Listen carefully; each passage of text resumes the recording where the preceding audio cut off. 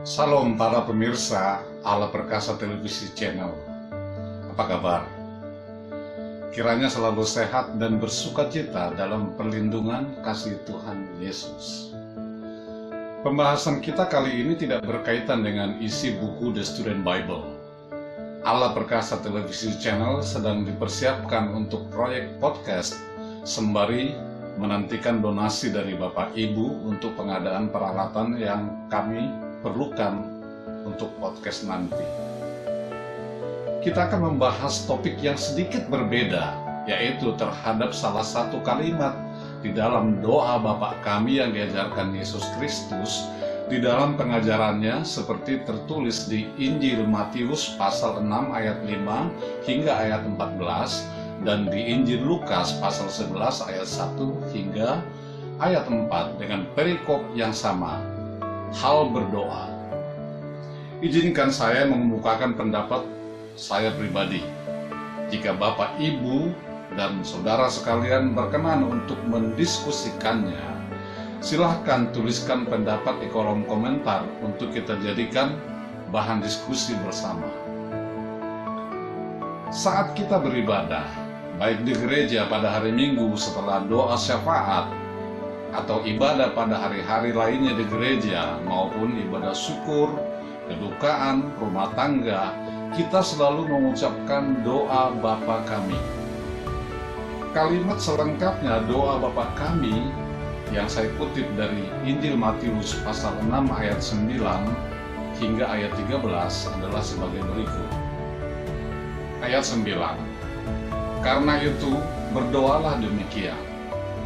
Bapa kami yang di surga, dikuduskanlah namamu. Ayat 10. Datanglah kerajaanmu, jadilah kehendakmu di bumi seperti di surga. Ayat 11. Berikanlah kami pada hari ini makanan kami yang secukupnya. Ayat 12. Dan ampunilah kami akan kesalahan kami, seperti kami juga mengampuni orang yang bersalah kepada kami. Ayat 13. Dan janganlah membawa kami ke dalam pencobaan, tetapi lepaskanlah kami daripada yang jahat. Lalu diakhiri dengan doksologi, karena engkaulah yang punya kerajaan dan kuasa dan kemuliaan sampai selama-lamanya. Amin.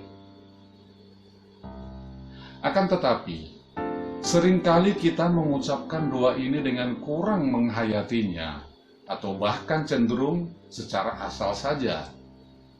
Mungkin karena sudah menjadi kebiasaan yang sangat rutin kita ucapkan, sehingga kita merasa doa ini adalah bagian ritual peribadatan yang wajib kita lakukan. Padahal bukan begitu. Ini adalah salah satu doa sakral yang diajarkan sendiri oleh Tuhan kita Yesus Kristus pada khotbah di bukit yang terkenal itu. Salah satu kalimat dari doa Bapa kami yang akan kita angkat menjadi topik di dalam pembahasan ini adalah kalimat yang terdapat di ayat 11, yaitu berikanlah kami hari ini makanan kami yang secukupnya. Yang saya beri judul topik, Yesus mengajarkan diet. Bagaimana kita memahami arti dari kalimat itu? Mari kita bagi kalimat tersebut menjadi dua subkalimat. Subkalimat pertama, berikanlah kami hari ini. Mengapa Yesus menggunakan kata hari ini? Ya, dia menggunakan kata hari ini dengan maksud dan tujuan agar kita senantiasa mengingat bahwa Allah adalah sumber kehidupan, sumber berkat. Allah memelihara hidup dan kebutuhan hidup kita. Kenapa tidak dihilangkan saja kata hari ini dan diganti menjadi seumur hidup kami, misalnya? Yesus tidak pernah salah dalam mengajar. Setiap perkataannya adalah, tanda kutip, mewakili perkataan Allah Bapanya yang juga Allah Bapa kita. Allah Bapa menginginkan agar kita selalu dekat padanya, dan Dia mau agar kita selalu mengingat Dia setiap saat di dalam kehidupan kita. Jika kita hilangkan kata hari ini Misalnya dengan kata-kata, selama kami hidup di bumi, agar kebutuhan hidup kita dicukupkan selama kita hidup di bumi ciptaannya ini. Lantas, apakah ada jaminan dari kita bahwa kita tidak akan melupakannya? Allah adalah Maha Mengetahui. Dia mengetahui bahwa kita manusia adalah insan ciptaannya yang lemah dan sangat mudah terjatuh ke dalam dosa. Sebagaimana orang Israel yang di dalam kitab Perjanjian Lama berulang kali berpaling dari Allah dan berbelok menyembah berhala. Meskipun Allah berulang kali pula mengampuni dan tetap setia memberkati mereka. Bahkan Allah sendiri pun memberi mana setiap hari selama 40 tahun sebagai makanan sewaktu mereka keluar dari Mesir dan mengembara di padang gurun dalam perjalanan menuju tanah perjanjian. Anda bisa baca di kitab Keluaran pasal 16. Apakah mereka bersyukur dan berterima kasih untuk makanan gratis itu? Barangkali belajar dari kesalahan bangsa Israel, Yesus menghendaki para pengikutnya, termasuk kita manusia sekarang ini, agar selalu mengingat Allah sebagai pencipta dan pemilik kita, agar kita selalu bersyukur atas segala berkat dan karunia Allah kepada kita. Subkalimat yang kedua, tanda kutip, makanan kami yang secukupnya. Pertanyaan kedua adalah, mengapa Yesus harus menggunakan kalimat, tanda kutip, makanan kami yang secukupnya? Inilah yang saya maksudkan bahwa Yesus sudah mengajarkan diet semenjak dari masa hidup Yesus di bumi ini. Yesus menggunakan kata secukupnya dengan maksud agar kita tidak menjadi manusia yang serakah. Apa jadinya jika Yesus menggunakan kata, tanda kutip, sepuasnya, atau kata, tanda kutip, sekenyang-kenyangnya untuk menggantikan kata secukupnya itu? Maka dapat dipastikan manusia ciptaannya akan menjadi manusia-manusia gendut dan cenderung menjadi pemalas, dan bahkan lebih ekstrim lagi, manusia ciptaannya akan mengidap berbagai macam penyakit. Sepengetahuan saya, 2 kali Yesus menekankan pentingnya mengenai diet ini. Pertama, sewaktu mengajarkan doa Bapa kami di atas, dan yang kedua terdapat di dalam Injil Matius pasal 6 ayat 25 hingga ayat 34 dan Injil Lukas pasal 12 ayat 22 hingga ayat 31 dengan perikop yang sama pula, yaitu hal kekhawatiran. Saya kutip ayat 22 hingga ayat 24 dari Injil Lukas pasal 12 untuk kita renungkan. Ayat 22, Yesus berkata kepada murid-muridnya, "Karena itu aku berkata kepadamu, janganlah khawatir akan hidupmu, apa yang hendak kamu makan, dan janganlah khawatir pula akan tubuhmu, apa yang hendak kamu pakai." Ayat 23, sebab hidup itu lebih penting daripada makanan, dan tubuh itu lebih penting daripada pakaian. Ayat 24, perhatikanlah burung-burung gagak yang tidak menabur dan tidak menuai dan tidak mempunyai gudang atau lumbung, namun demikian diberi makan oleh Allah. Betapa jauhnya kamu melebihi burung-burung itu. Apa yang membuat kita jauh lebih berharga dibandingkan dengan burung-burung itu? Allah menciptakan manusia dengan sempurna. Ya, kepada kita manusia dianugerahkannya akal budi dan talenta. Akal budi salah satunya adalah untuk bersyukur dan berterima kasih. Sementara talenta adalah bakat untuk mampu melakukan banyak hal. Itulah yang membedakan antara kita manusia dengan makhluk hidup seperti hewan dan tumbuh-tumbuhan, serta berbagai benda ciptaannya yang lain. Akal dan talenta menurut saya adalah 2 hal yang berbeda, meskipun perbedaannya bisa dikatakan sangat tipis. Akal berkaitan dengan pikiran dan kepintaran, sementara talenta berkaitan dengan bakat. Jika terhadap salah satu saja manusia mampu mengasahnya dengan baik dan benar, maka manusia itu bisa menjadikannya sebagai profesi atau bidang pekerjaan yang dapat memenuhi kebutuhan hidup sehari-hari. Misalnya sebagai dokter di bidang hukum, teknologi, akuntan, tenaga pendidik, dan profesi di bidang lainnya. Apalagi jika mampu memanfaatkan keduanya secara baik dan benar, maka dapat dipastikan manusia itu akan termasuk kelompok manusia unggul. Katakanlah seseorang dikaruniai menjadi businessman atau pengusaha, baik pengusaha menengah, kecil, dan mikro, atau pengusaha besar sekaliber. Dua orang kakak beradik, R. Budi Hartono dan Michael Hartono, pemilik Jarum dan BCA, sebagai orang terkaya nomor 2 di Indonesia tahun 2023 versi majalah Forbes, dengan kekayaan masing-masing sebesar 25,5 miliar dolar Amerika Serikat dan 24,3 miliar dolar Amerika Serikat. Atau seperti Bernard Arnault, bos fashion dan gaya hidup Louis Vuitton, yang memiliki kekayaan bersih mencapai 225,3 miliar dolar Amerika Serikat atau setara dengan 3.379,5 triliun rupiah atau 1,37 kali APBN Republik Indonesia. Wow. Yesus pun mengajarkan kita untuk melakukan bisnis, sebagaimana bisa dibaca pada Injil Matius pasal 25 ayat 14 sampai ayat 30, yang juga terdapat di Injil Lukas pasal 19 ayat 12 hingga ayat 27. Di dalam perumpamaan itu disebutkan seorang bangsawan yang hendak pergi ke sebuah negeri, di mana bangsawan itu akan dinobatkan menjadi raja. Sebelum berangkat, dia mengumpulkan 10 orang hambanya dan memberi mereka masing-masing 1 mina, mata uang yang berlaku saat itu di sana. Setelah kembali dan sudah dinobatkan menjadi raja, dia memanggil ke-10 hambanya tadi dan menanyakan bagaimana perkembangan uang 1 mina yang diberikannya itu.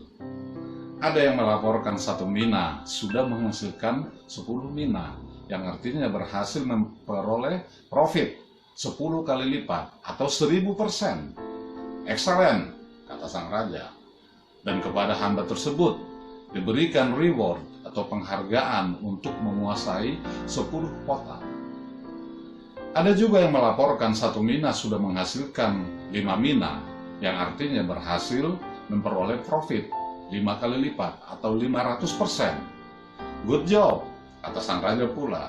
Dan kepada hamba tersebut diberikan reward untuk menguasai 5 kota. Sekarang tibalah kepada hamba terakhir yang dengan pongahnya melaporkan dan berkata, "Tuan, inilah mina Tuan. Aku telah menyimpannya dalam sapu tangan, sebab aku takut akan Tuan, karena Tuan adalah manusia yang keras. Tuan mengambil apa yang tidak pernah Tuan taruh, dan Tuan menuai apa yang tidak Tuan tabur." Bayangkan jika Anda sendiri yang jadi tuan itu. Kira-kira hukuman apa yang akan Anda jatuhkan kepada hamba seperti itu? Melemparkannya ke singa? Jangan, kasihan. Beri saja minum jamu yang suka diminum orang pintar, Reinhard Casali dan Andi Noya, agar dia lebih pintar sedikit. Lalu, apa maksud Yesus memberi perumpamaan itu kepada mereka yang hadir di situ, dan kepada kita juga tentunya? Yesus mengajarkan kita untuk mengasah talenta berbisnis. Alkitab itu adalah panduan kehidupan selengkapnya. Segala sumber pengetahuan ada di situ. Tanda kutip. Takut akan Tuhan adalah permulaan pengetahuan, tetapi orang bodoh menghina hikmat dan didikan. Silakan baca di kitab Amsal pasal 1 ayat 7. Jika kita sukses di bidang tertentu, katakanlah di bidang bisnis atau profesi lainnya, dan kita telah menjadi kaya raya, atau setidaknya tanda kutip merasa sudah kaya, lantas apakah kita boleh makan dan minum sepuas dan sehendak hati kita? Oh, tentu tidak. Jangan menjadi manusia serakah. Saya kilas balik terhadap diri saya sendiri. Tahun 2004, saya pernah bekerja di sebuah perusahaan sekuritas atau broker saham di daerah Pluit, Jakarta Utara, selama sekitar 6 bulan. Daerah Pluit dan Muara Karang itu kan surganya makanan yang bagi orang Muslim adalah haram, namun harum bagi non-Muslim. Dan saya 3 kali sehari selalu makan itu. Mulai dari sarapan pagi dengan aneka masakan bakmi, makan siang dan makan sore dengan beragam variasi makanan tentunya, tetapi selalu ada jenis makanan yang satu itu. Malamnya menuju pulang ke rumah, ke daerah Cirende, Tangerang Selatan, saya makan lagi di terminal Lebak Bulus dengan makanan jenis itu juga. Tetapi yang ini masakannya agak beda, khas Batak. Dari berat badan 72 kg, hanya dalam tempo 6 bulan saja bengkak menjadi 84 kg. Hingga saya mendapat reward atau hadiah di tahun 2004 itu dengan suatu penyakit yang membuat berat badan saya melorot, meskipun secara gradual, tidak secara drastis, perlahan tapi pasti. Lalu melanjutkan kuliah S2 tahun 2006 dengan tugas-tugas paper yang hampir setiap hari selalu ada, diselingi juga menulis buku, menilai harga wajar saham. Di awal kuliah S2 itu, saya menimbang berat badan 85 kg. Itu artinya selama 2 tahun saya membawa beban tubuh gendut kemana-mana. Begitu selesai kuliah dan wisuda tahun 2008 di Yogyakarta, saya menimbang berat badan lagi. Tinggal 71 kg, turun sebanyak 14 kg dalam tempo sekitar 2 tahun. Wah! Mumpung sudah turun, akhirnya berat badan itu tetap saya pertahankan di kisaran 70 hingga 72 kg sampai sekarang. Caranya, saya tanda kutip bertobat dan selalu ingat akan ajaran Tuhan Yesus dalam doa Bapa kami itu.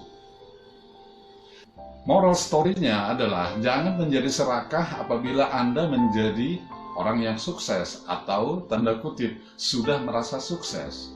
Ingat, cost atau biaya untuk menurunkan berat badan itu sangatlah mahal. Mungkin Anda harus meminum berbagai suplemen penurun berat badan yang selain hampir tidak bermanfaat, harganya pun tidak ada yang murah. Atau Anda harus menjadi rajin berkonsultasi dengan dokter gizi untuk mengatur diet. Atau olahraga yang menguras energi dan keringat, meskipun hal itu penting juga bagi orang yang sehat. Jika tidak, tentu saja ancaman berbagai macam penyakit seperti sakit jantung, diabetes, darah tinggi, asam urat, dan penyakit-penyakit mematikan lainnya akan mengancam kelangsungan hidup Anda. Sudah tepat apa yang diajarkan oleh Tuhan Yesus kepada kita melalui doa Bapa kami. Berikanlah kami hari ini makanan kami yang secukupnya. Secukupnya. Walaupun kita sedang berada di dalam suatu pesta di mana banyak terhidang makanan lezat yang mengundang selera makan, ambil secukupnya saja, bukan semampu yang kita makan. Sebab jika kita mengikuti selera dan nafsu makan kita, hati-hati, ada iblis yang bermain di dalam diri kita. Jangan turuti. Boleh saja Anda mencicipi semua jenis makanan yang terhidang, tetapi takar kemampuan dan kapasitas perut Anda. Jangan jadi kalap. Ambil secukupnya dan bersyukur kepada Tuhan atas makanan secukupnya yang Anda terima hari itu dari Tuhan. Ya, hanya dari Tuhan saja. Jadi, bagi Anda yang sudah terlanjur gendut, tanda kutip, bertobatlah segera. Kurangi hawa nafsu makanmu. Makan secukupnya saja dan selalu ingat sepotong kalimat di dalam doa Bapa kami. Berilah kami hari ini makanan kami yang secukupnya. Ingat itu, secukupnya. Selamat berdiet mengikuti ajaran Tuhan kita Yesus Kristus. Amin. Sekedar mengingatkan saja Bapak, Ibu, dan Saudara sekalian, seperti yang sudah kami kemukakan di atas, Allah Perkasa Televisi Channel akan melanjutkan tayangannya ke episode podcast dengan mengundang para rohaniawan Kristiani terkemuka seperti para pendeta, baik yang masih aktif maupun yang sudah emeritus, serta para tokoh rohaniawan maupun tokoh Kristiani terkemuka sebagai narasumber. Untuk mewujudkan rencana podcast ini, kami membutuhkan berbagai peralatan yang saat ini kami tidak memilikinya, seperti 2 unit mikrofon berikut standing, 1 unit XLR portable recorder, 2 unit headphone, 1 unit pop filter, 2 unit kamera Canon berikut tripod, 1 unit laptop, karena laptop yang kami miliki sekarang sudah kurang support. Total biaya yang kami perlukan untuk pengadaan peralatan tersebut sekitar 45 juta. Biaya itu pun di luar semacam uang pengganti biaya transport para narasumber yang akan kami undang. Untuk itu, dengan segala kerendahan hati, kami memohon agar Bapak Ibu berkenan berpartisipasi untuk mendukung channel pelayanan ini. Ada 3 bentuk partisipasi yang dapat Bapak Ibu lakukan, yaitu yang pertama, transfer donasi melalui nomor rekening yang tercantum di layar. Untuk transparansi donasi, kami akan mencantumkan nama lengkap jika tidak berkeberatan, atau cukup inisial nama saja jika tidak ingin nama lengkap dicantumkan. Tanggal kami terima, nomor referensi transfer, dan jumlah transfer Bapak Ibu pada episode berikutnya. Yang kedua, Bapak Ibu bisa mengirimkan kepada kami salah satu atau beberapa dari peralatan yang kami butuhkan di atas. Silakan menghubungi kami untuk berkoordinasi melalui email aptvchannelindonesia@gmail.com. Yang ketiga, jikapun Bapak Ibu tidak berdonasi atau tidak berpartisipasi untuk 2 hal di atas, mohon agar video ini Bapak Ibu dapat subscribe, like, dan share kepada saudara atau kenalan agar channel ini dapat bertumbuh dan semakin banyak jiwa yang terbarukan dan terselamatkan. Tekan tombol bel agar kepada Anda diberi notifikasi untuk video berikutnya. Terima kasih.